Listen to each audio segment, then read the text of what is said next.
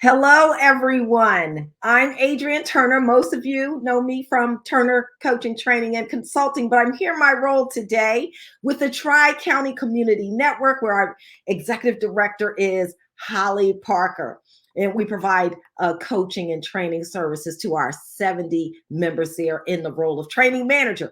A fun fact about me is that I am addicted to DIY sites that focus on turning things into treasures from dollar stores. Okay, that's my fun fact. In another life, I probably could be an interior designer in my brain. All right, so we want to begin. I got some big shoes to fill, but we want to begin with a big thank you to this season's While You Were Chewing, We're Chatting sponsors, and that is Brakeman's Cafe, Smoothie Q, and Monotony still works. So today's sponsor is Brakeman's Cafe, located in Boyertown, across the street from Colebrookdale. Okay, say that. Colebrookdale Railroad Passenger Station. The cafe has a theme resembling the railroad with a brakeman theme.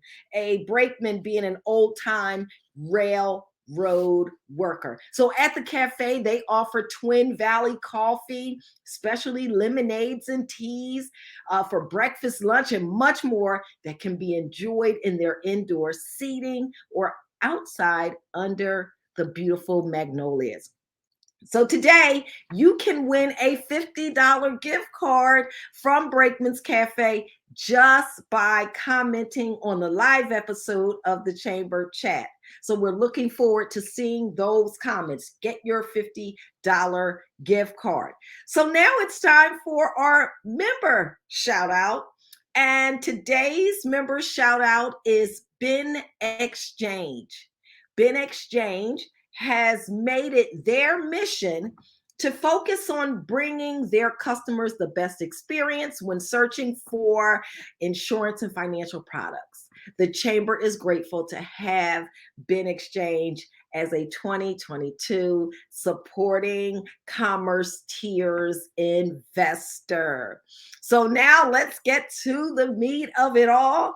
I am going to introduce you to today's guest, and that is Glenn Ebersole. Glenn is the Director of Business Development at JL Architects. Hi, Glenn. Hey, Adrian. Great to be here. Good to see everyone. Oh, good for you to be here. Okay, folks, we're going to be looking for those comments once we get started so that we could give out that prize. Hi, Andy. So, Gwen, listen, I'm mixing everything up. That's Glenn. that's my twin sister. Yeah. Glenn, okay, I want you to tell us a little bit about yourself and JL Architects. And one of the things that I did notice that you have a big focus on relationships in the About section of your website.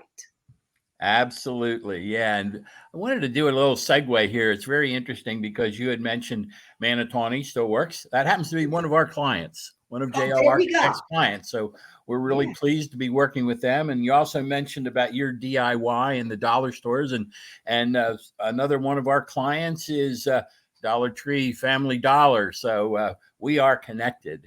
Wow. And relationships are very important. And that's what we do in our business at JL Architects. We build our business on relationships. And you had mentioned about, you looking me on social media, and I've used LinkedIn quite extensively.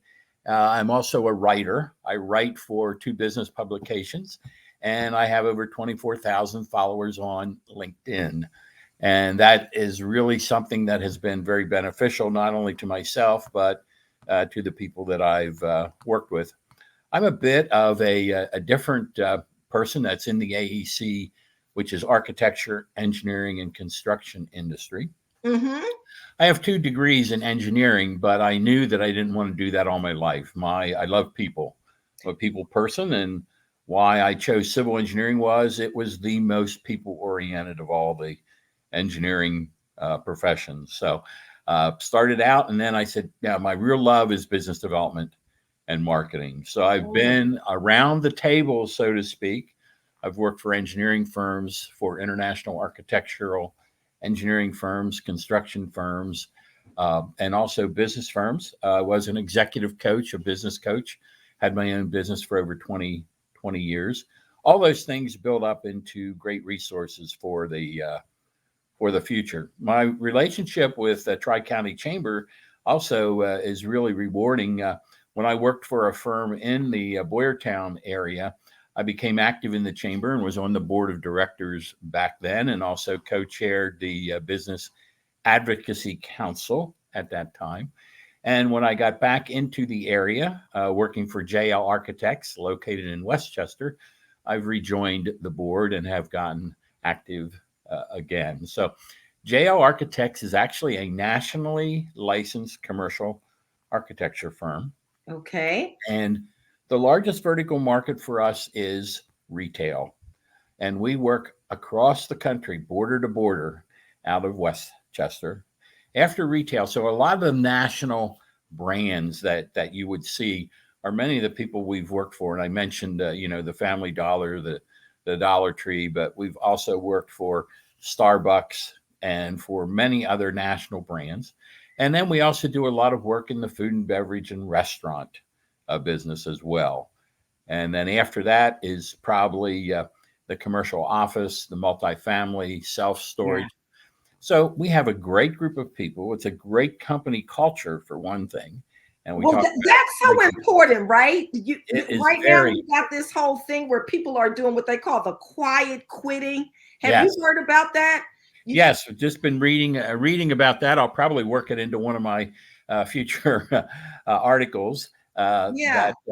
It's true, and I've been in some toxic environments, and it's so refreshing when I joined JL Architects to be in a company where the founder, the owner, really cares. They walk the talk. Yeah, they don't just say they care; they really do. And one of the things that we do every Monday is we have a staff meeting, and everyone in the company takes a turn leading the staff meeting. Oh, So, and you as a coach would really appreciate that. Yes. Yeah. Great training for them. And then we have something we call Parti, Parti, which are really actions. They're not core values, they're actions. And we start off every one of our staff meetings with a discussion of one of those parties led by one of the staff. Okay, so what does the A stand for? Oh, Parti, it's like the design concept or the basis of design. Okay. I don't know as it's actually an acronym where. Okay. I thought that, the A stood for attention or something. And like you had to talk on that topic. Okay, I'm sorry. Well, we go back to the relationship. You asked about that, and the relationships that we build among our team with each of these different 14 actions is to make sure people realize that everybody has an opinion and has what John Lister likes to say, every one of us has a superpower. I'm big on that. and the more intimate you are with understanding what your superpower is, the greater you're able to contribute and the less stress you have, I say, because you're operating in your gift. Right on. And one great example, and it just occurred again yesterday, was that some of the interns that we have working with us have shared some ideas and thoughts. And John Lister said, wow, that's terrific. So everybody is respected and valued. Oh, gosh. So it's not dismissed that, we have only been here, for a couple months, but you have something to contribute. Well, Sarah is saying, can you share some of those actions? You said 14 actions. So maybe you can share a couple of them. Actually, a couple of them. One is called communicate effectively. And we know that the basis of usually all problems is a lack or misinformation or miscommunication. So we talk about communicating effectively. We also talk about working as a team and supporting your fellow team members and celebrating successes and, excuse me, using that superpower, if you will, that when something comes up and somebody needs help, you can contribute, Yeah. to help them, and building relationships, Yeah. And valuing relationships. and when it comes to, identifying your superpower, thanks for that question, Sarah. Um, it doesn't have to be something like out of the box, right? Like I've heard someone say, that their superpower is paying attention to details. Do you know how vital that is to have somebody on your team that does that while everybody else is looking at the big picture? They're like, wait a minute. So Mhm. anyway, I just wanted to add that. Glenn, you are just full of information. You didn't answer all my questions. Now I got to be creative. Well, that's no problem. It's really wonderful to work with people. Collaboration is a big word that Oh we yeah. use, and also listening. And I said, I kidded some of my friends that I won't say the name of the bank, but they had this big uh, marketing campaign where they said we listen, and I said, so what? I said you have to do more than listen. You listen, you hear, then you acknowledge, and then you understand. It's Yes. all those things. It's not just one part. I could sit and listen to you all day. So what? Right. But Right. if I hear something and we have a communication, then that is really what is important. I Yeah. think the other thing that I found with the with TriCounty Area Chamber. Thanks. Jamie is saying that, Glenn, you are the best. Well, thank you, Jamie. I appreciate that. The folks at the TriCounty, I mean, they do so much with such a small group of people, and they've had such great programs. One of the ones that I really loved was a lady by the name of Janine Driver, who is all about reading body language. And I Oh, talk yeah. about that also, that when we communicate, it's only like 7% of our communication is the words that we use. Yep. And then it's something like 38% is by the tonality of our Yep. voice. Right. And then Exactly. 55% is body language. Exactly. Well, Amy Cuddy wrote that whole book and got millions of views all over the place with presence. I mean, just standing the Superman pose, standing with your legs apart, all of Yeah. that, and then even how you're showing up on video. So you're right Mhm. about that. Another thing that I think is critical, we've been talking a lot about it, and I'm sure you probably were going to mention it, is being empathetic. When we look at top skills Yeah. and what makes great relationships, and empathy is not just, I see what's happening to you. Empathy can motivate you, not just to know how somebody is feeling, but to actually take an action to support their feelings. If you notice that, empathy is you have a coworker that's working late all the time and they're overwhelmed, right? So you see that, they're overwhelmed, but what are you doing? So you might say, hey, can I take something off of your plate? Hey, can I pick up a lunch for you? I see you're working through lunch. You know what I mean? So empathy is Absolutely. a good one too. Yeah. Yeah. We really need to think about a high EQ, emotional Oh, quotient. that's what we're talking about, Glenn. And Yep. we talk about that too, because somebody the other day, I mean, we've had some people that have gotten sick, they've gotten COVID and so forth, and everybody's empathetic about the things that they have to deal with. Yeah. And while I think the firm itself has a high IEQ, but John and Lisa Lister do, because they'll say, listen, if you're not feeling well, stay home. If you feel Yep. well enough to work, you work at home. But we are more concerned about you as a person, Mm, and we want to make sure that you're with us. And they, when things are tough, I'll give you one example, which really was great. That when the gas prices were way high, I mean they're still high, but not like they were. yeah. Uh, we came in one day and there was an envelope, and we opened it, each one of us in the firm, and there was a gift card for gas. And I said, what's that? And they said, oh, we know that it's tough, so we wanted to help a little bit.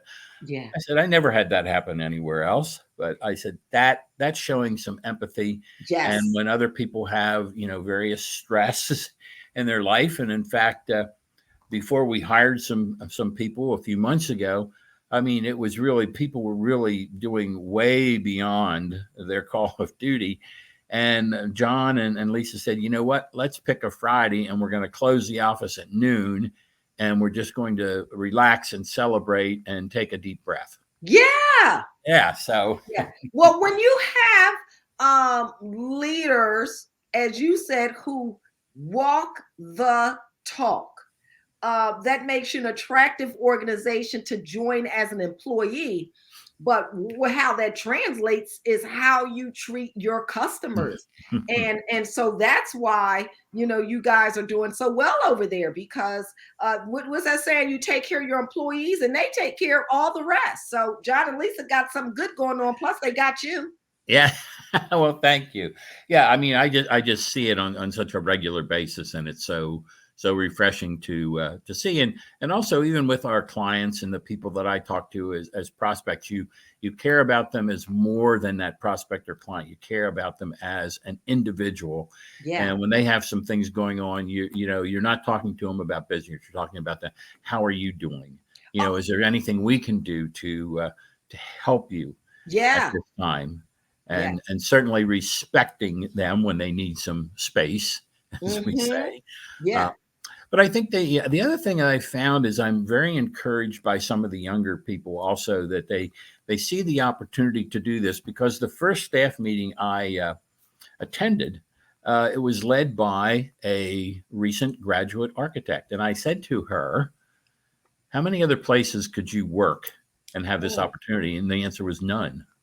Ooh. I don't know of other places that have 20 something architects leading a staff meeting. Yeah. And so that is very impressive. And as you said, it's the small things too.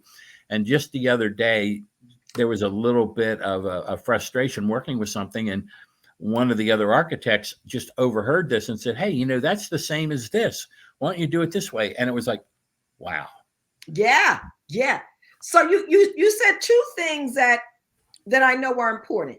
One is career development. Mm-hmm. Giving people, right now, it's like people are having trouble recruiting and retaining some of their employees, right? So you want to make sure that there are opportunities for career development, which is exactly what you all are doing at JL Architects. And then I want to say something about the young folks, okay? I keep young folks around me all the time, even in a mentoring type relationship, because they know the latest and the greatest, right?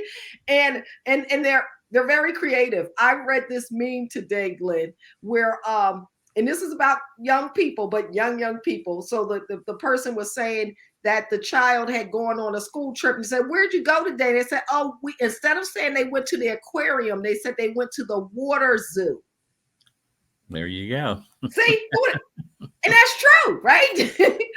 So, I'm just saying younger people, they think differently, right? So yes. Different ideas and stuff like that. Yeah. And I've written about that a couple of times, and it had to do with retention, about the multi-generational workforce. And now we've got the Zs, we've got the millennials, we've got the next gens, we've got the baby boomers, and there's still some of what we call the veteran people, and they're all working. They have different work styles, they have different communication styles. And the thing is, you have to be agile today. And a lot of the writing I've been doing this year is about what I call the new abnormal. Don't talk to me about going back to normal. There's nothing that's normal. No, it's all the new abnormal. And the sooner we get over grieving the normal, we can move forward better, right? Yeah.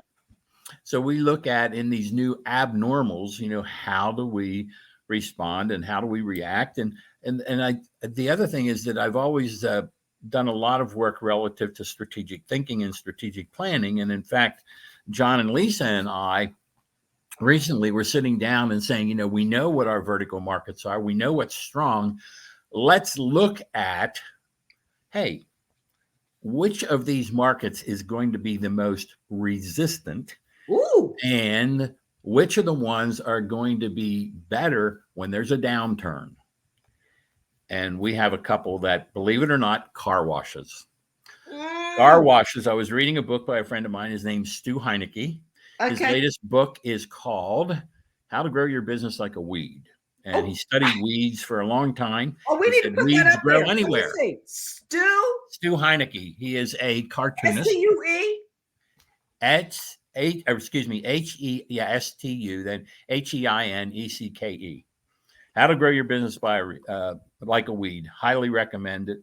I met him a long time ago because he did a cartoon that was personalized of me that appeared in Forbes, Fortune, and the Wall Street Journal, which I used in talks. You are famous beyond famous. Okay, I didn't know I was talking to a celebrity today. Well, he's just amazing. And he recently has put out this book. He says weeds can grow anywhere. So he does this analogy, and that was really great. And we have another thing that we do at our staff meetings called enrichment. We share something that, maybe other people. So sometimes I'll talk about a book that I've read, or somebody, they've learned something, and they share it with that. And I saw somebody said about stretching there. There was a question, a comment that came in. It was Andy. Yeah, absolutely. If you want to just stay in one zone, you're not going to go very far. You've got to take that step. Don't be afraid to say, hey, if I fail, okay, so what? Yeah. I'm going to learn something from that, because in order to grow, you cannot stay where you are. Well, growth is natural. That's why it's so painful, right? Yeah. When you fight against it, because it literally is the natural order of life. Like, we're not the same size as when we came out of, the hospital. Our mom gave birth. Growth is natural. So you got to just keep doing it. Leaders are learners, right? You don't have to know everything. That was one of the greatest things. Yes, lifelong learners. Yes, that I discovered is that, Adrian, you don't need to know everything. You just need to know who to ask, what to ask, and keep it pushing. Absolutely right. And I think of a time early in my career where nobody else wanted to do this particular assignment. So I said, I'll do it. Everybody expected me to fail. So I said, what do I have to lose? I don't have anything to lose. And it turned out that there was a press conference that was given in downtown Pittsburgh about a very controversial project. And I got to be the spokesperson. And I was so low down on the organization chart, it wasn't funny, but I was the only one that said, I'll do it. Right. And I had done a lot of prep work with the staff of the other person that was going to be speaking. And bottom line, it all turned out well. And the next day, the headline in the Pittsburgh Post-Gazette was something to the effect of basically saying a new era of cooperation. So the Secretary of Transportation called me to his office. He says, Glenn, what's this mean? I said, well, I got them to admit publicly that as long as we meet the goals, they don't care how we do it, where they were telling us how to do it before. And that one thing was a real watershed moment because it propelled things. So to his point, step out of your comfort zone. Opportunity, that's where all the opportunities are. Yeah. Right? They're like outside. I remember one of my last assignments, because I worked in corporate America for 23 years, and one of the last jobs I had was like in change management. And I got on that team because I wanted to know what was going on so that I could be prepared to take advantage of the changes that were coming along the company. Also, we're changing our marketing model. What do I need to do so that I am positioned for success within the organization as this change comes? That's how people should look at it. I wasn't like, oh God, I'm gonna lose my job. I was like, what do I need to do to keep my job? Right. Right. And creating an environment that fosters what I call safety. And what I mean by that is that you're not afraid to make a comment that somebody's not going to shut you down. But, well, that's a stupid idea, for example. Well, that's a good way to cut off any kind of future creativity. But to create that and foster an environment where people just feel safe and saying, this is what I think. And somebody doesn't have to announce, well, I'm going to give you full amnesty if you're honest. Well, you shouldn't have to say that. Right. Be able to be in an environment where you can speak your mind, still being respectful. Yeah. However, well, you're saying create an environment of trust. Yes. That's exactly what we're doing. All right, Glenn. Oh, we it's 12:28. We didn't have Can you believe it? Time. Snap. Yeah. Now I don't know what I'm supposed to do next, but I'm going to ask this last question, which is maybe how can people learn about your organization? Maybe you say the website. And then is there a fun fact or quote that motivates you that you want to end with? Sure. I think the website's a great place to go that you're It's going seeing across the across screen. across Okay. the screen. I think one of the quotes I liked was Jonathan Swift. There's two. Jonathan Swift is the art of vision is seeing the invisible, Ooh. which I've always had this. What do I see in my mind's eye? And the other is Henry David Thoreau is always one of my favorites. And this won't be the exact wording, but basically, and it goes back to value of a person again. The day I felt the most worthy was when someone asked me what I thought. Love it, Glenn. Oh my gosh, you're so inspiring. This was such a great talk. I'm so glad that we've met Yeah, this me way. too. This I'll look forward beginning to of a seeing you at a relationship. future TCACC event. Yeah. Yeah, for Love to talk sure. to you more. Yeah. And then we've had people interacting, Andy and Sarah. There was Adam, I believe. So thank you all for joining and watching. And we really appreciate it. And I'm Adrian Turner of TriCounty Community Network, and we've had Glenn here today, and we just thank you for joining and participating with us. Have a great day, everyone. I guess Be safe. be Be safe. productive. Well, we're still here.